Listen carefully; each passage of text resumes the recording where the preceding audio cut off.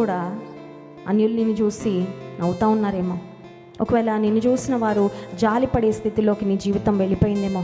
Probably you are living in self pity. నిన్ను చూసి నువ్వే జాలి పడుతూ, నా బ్రతికేంటి ఇలా అయిపోయింది, ఈ దుర్భర పరిస్థితి నుండి నన్ను ఎవరు లేవనెత్తగలరు, తిరిగి నేను నిలబడగలనా, తిరిగి నా జీవితాన్ని మునుపటి వల్లే ముందుకు సాగించగలనా అనే అనుమానాలతో, ప్రశ్నలతో నీ మనసు నిండుకుందేమో.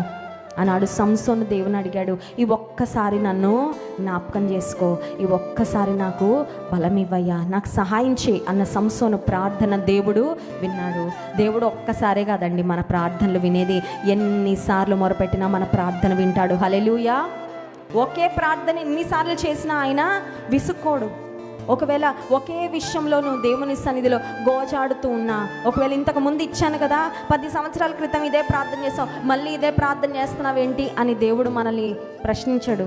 ఆయన మనల్ని విస్మరించే దేవుడు కాదు, మన ప్రార్థన ఆలకించేవాడు. కళ్ళు